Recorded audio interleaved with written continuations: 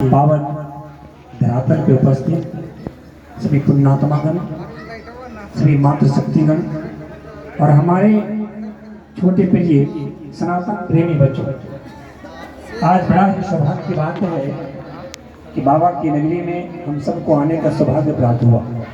विशेष करके आशा पायल फाउंडेशन के तमाम अधिकारीगण और समस्त कार्यकर्तागण सभी लोग एकजुट होकर के आज प्रभु के चरण में आशीर्वाद प्राप्त करने हेतु सभी एकत्रित हुए हैं और एक माध्यम है संगठन के द्वारा पूरी प्रदेश में भ्रमण करके अपने लोगों के बीच में आध्यात्मिक चेतना जगाना और समाज के प्रति परमार्थ परोपकार और सदैव सहयोग की भावना हो, लोगों के दिल दिमाग में सदैव एक दूसरे के सहयोग की प्रेरणा चेतना जागे। इसी उद्देश्य को लेकर के पूरे प्रदेश में भ्रमण कर करके गांव-गांव में नगर नगर में आशा पायल फाउंडेशन के सभी वरिष्ठ कार्यकर्ता, सभी अधिकारी, सभी कार्यकर्तागण भ्रमण करते करते आज बाबा के सानिध्य में सभी लोग आए हैं। हमारे बगल में खड़ी है बहन श्रीमती सुलेखा जी, अध्यक्ष हैं आशा पायल फाउंडेशन के। हमारे बगल में खड़े भाई राजेश जी जो सेक्रेटरी सचिव हैं आशा पायल फाउंडेशन के। बगल में खड़े हैं भाई मुकेश जी जो पूरी प्रदेश के प्रभारी हैं। ऐसे अनेक लोग, सभी लोग आए हुए हैं। कार्यालय प्रभारी भाई विमल जी हमारे क्षेत्र के पूरी पवित्रता से निभा रहे हैं। अतुल जी, बहुत सारे अजीत जी, अमरजीत जी, विनोद जी, सभी लोग, उत्तम जी, सभी भाई लोग, बहने लोग अनेक आई है। सबों को एक बार हृदय से बहुत बहुत साधुवाद धन्यवाद देते हैं। और खास करके मंदिर की समिति के तमाम अधिकारीगण, अध्यक्ष महोदय, सचिव, कोषाध्यक्ष और तमाम वरिष्ठ कार्यकर्तागण, मैं सबों को आप सबको हृदय से आभार देता हूँ कि आपने भगवान के शरण में आशा पायल फाउंडेशन को लाने का भी प्रयास किया। इसके लिए आपको हृदय से बहुत बहुत साधुवाद धन्यवाद देता हूँ। दो शब्द रखेंगे हमारे भी पंकज प्रतिष्ठा जी के माध्यम से इस क्षेत्र में भजन कीर्तन के माध्यम से आशा पायल फाउंडेशन और खास करके बेटे के प्रति जो स्नेह आशा पायल फाउंडेशन ने संकल्प लिया है, ये बहुत बड़ी संकल्प है। भगवान आशीर्वाद दे संगठन की पूरी जोर शोर से वो पवित्र भाव से निष्ठा से कार्य कर सके। दो तीन बातें हैं।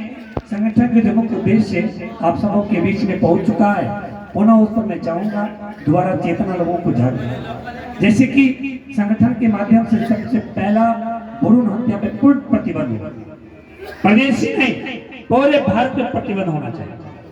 जो लोग बेटियों के साथ भेदभाव करते हैं, ऐसे लोगों के साथ पूर्ण प्रतिबंध सरकार के माध्यम से बनी हुई है, कानून बने हुए हैं। उसके बाद आज सरकार के साथ आशा पायल फाउंडेशन कदम में कदम मिलाकर के चलने का दृढ़ संकल्प लेते हैं। उसके बाद भी आम जनमान से निवेदन है, खास करके बिहार की माताओं से, बिहार की बहनों से, बिहार की बेटियों से, हे माँ बहन, जो अन्य प्रांत के लोगों ने गलतियां की है वो गलतियां भुगत रहा है। जैसे पंजाब है, गुजरात है, हरियाणा है, राजस्थान है, इस 4-5 प्रांत ने जो गलती की है 30-35 साल पहले, वो आज क्षमा मांग रहा है, माफी मांग रहा है। क्या गलतियां किया है?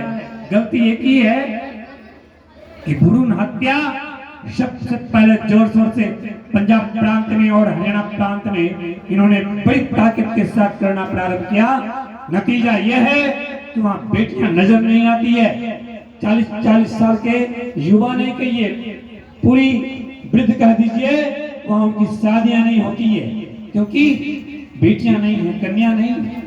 वो अल्ट्रासाउंड करा करके देखता है कि हमारी पत्नी की, हमारी बहन की, हमारी बहू बेटी के घर में क्या है, बेटा है या बेटी है। जब बेटी देखता है तो ये लोग नालायक लोग भ्रूण हत्या करते हैं। भ्रूण हत्या करके पूरी देश को पतन करने के कगार पे पहुंचे हुए हैं। मैं एक बात और बताना चाहूंगा कि भ्रूण कितनी घिनौना काम करता है। ये पश्चिमी संस्कृति, पश्चिमी कल्चर के लोग जब आप समझेंगे, बिहार प्रांत तक तो नहीं पहुंचा है, लेकिन अन्य प्रांत में आप दिल्ली जाएंगे, दिल्ली के रेलवे स्टेशन के पास आपको प्राप्त हो जाएगा। खोजने के प्रयास करेंगे तो ये नालायक लोग जो पूरी समाज को, पूरी संस्कृति या पूरी प्राचीन परंपरा सनातन धर्म को नष्ट करने पर तुले हुए हैं। भाई बहनों, मैं निवेदन करूंगा कि ऐसे भ्रूण हत्या पर पूर्ण प्रतिबंध होना चाहिए। बेटियों में और आज बेटों में कोई अंतर नहीं है। बेटियां तो बड़े बड़े IAS IPS बन रही है, बेटियां तो देश को नेतृत्व कर रही है। बड़ा सौभाग्य है आज प्रदेश को कि आज बेटियां देश के राष्ट्रपति बनी हुई है। इससे पहले भी देश के राष्ट्रपति और देश के प्रधानमंत्री बनकर के पूरे देश और दुनिया को नेतृत्व करने के कार्य किया। इसमें आग्रह करूंगा, बेटा में बेटी में कोई अंतर आज नहीं। आज आशा पायक फाउंडेशन के द्वारा इस क्षेत्र के बाबा मंदिर के प्रांगण में आप सभी के बीच में चेतना जगाने के लिए आए। अब लोगों में कुछ कुछ जाग रही है। बहुत लोग दुखी होते थे कि बाबा जी क्या कहें, 3 बेटी है, 2 बेटी है, बेटा नहीं। लेकिन अब लोगों को चेतना जागा कि 2 बेटी है तो क्या हुआ, गर्व है कि 2 बेटियां हैं। धर्म प्रेमियों, इसलिए गर्व होना चाहिए। आपके घर में लक्ष्मी है और बेटा बेटी में कोई अंतर नहीं है। भ्रूण हत्या पूर्ण प्रतिबंध होना चाहिए। एक दूसरा, बाल विवाह पे सरकार की भी योजना है और हमारे आशा पायक फाउंडेशन के द्वारा पूरी ताकत के साथ भ्रमण करके बाल विवाह पे पूर्ण प्रतिबंध हो। आप सब बिल्कुल इसका पूरी नियमों का सरकार का जो बनाया गया है बैकग्राउंड पूरी पालन करें, ये आपसे नम्र निवेदन और आग्रह। और दहेज प्रथा, बिहार सरकार ने बहुत अच्छी कानून बना रखी है।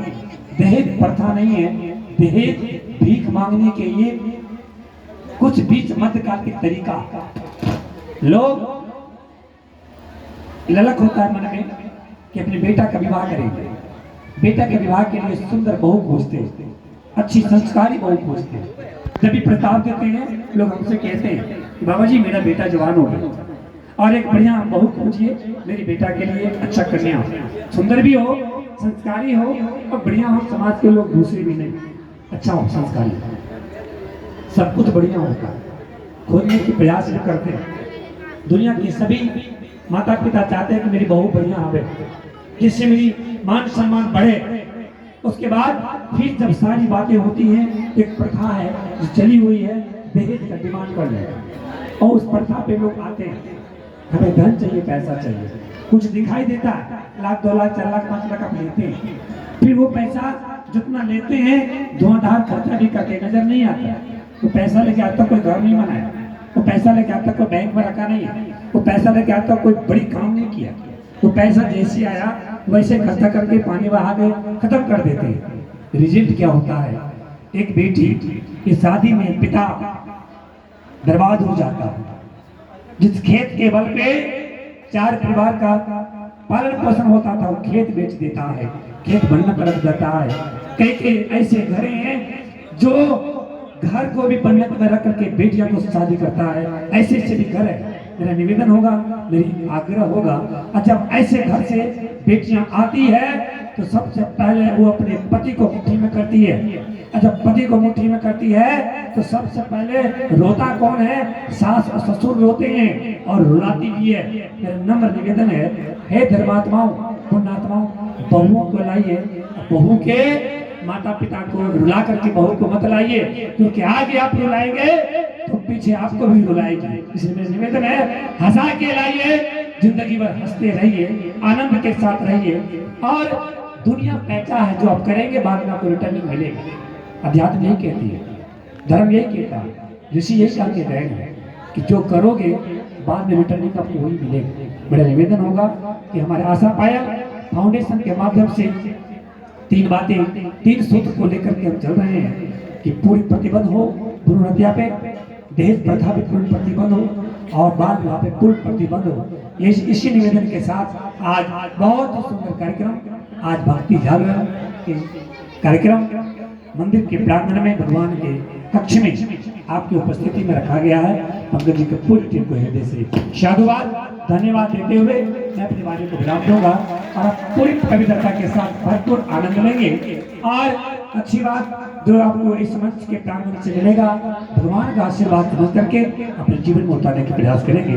एक बार जोर से बोलेंगे पूरे उत्साह के साथ, श्रावण की पावन माह देवों का देव महादेव के पावन नगरी में आप सब लोग उपस्थित हैं। पूरे उत्साह से पूरी स्वर से जोर से बोलेंगे शंकर भगवान की, मैया पार्वती की।